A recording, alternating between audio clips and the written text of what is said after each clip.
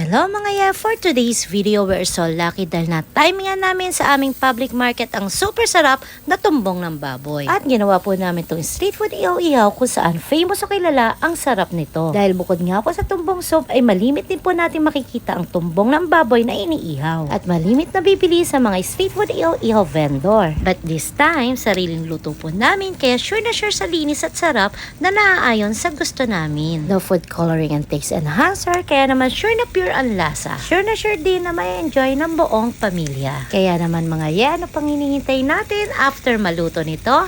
Let's eat!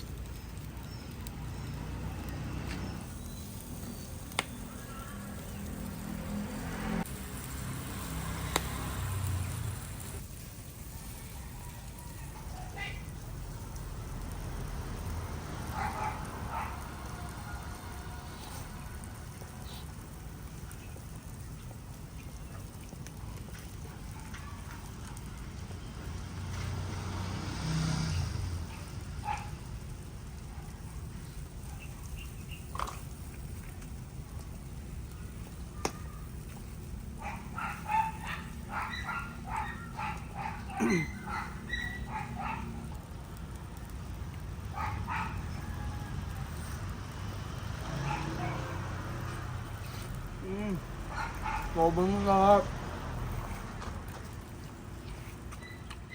Panalo. Napakasarap talaga ng bilog mga yero. Yung suka. Mabang dami sibuyas, sili. Tagal lasang lasa. Napakasarap. Gravity. Tapos yung lambot. Napakalinis pa. Sobrang sarap ba yan? Ito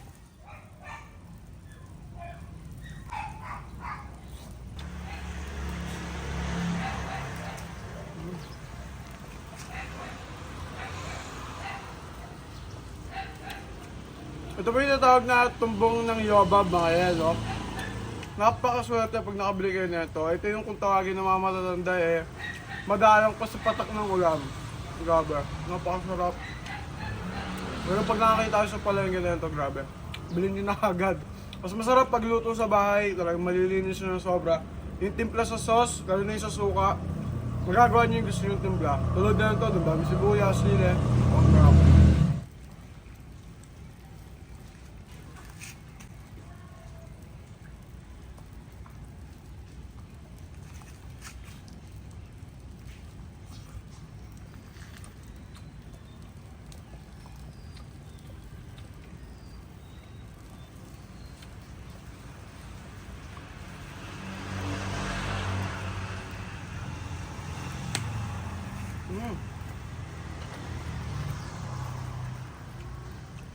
Ang sarap.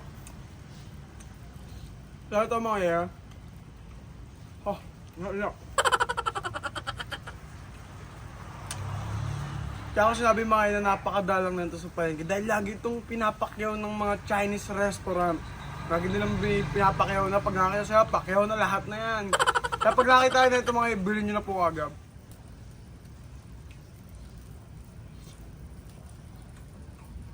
Napakasarap. So, syempre mga ngayon, kung nagustuhan ito ng video na to, please don't forget to hit the like button. Syempre, masubscribe nyo rin po sa aming YouTube channel, Just The Fam. Hanggang dito na lang mga ngayon, no? Alam na this, until next video, ito pa aligas for our family na nagsabing, if you want good vibes, just The Fam.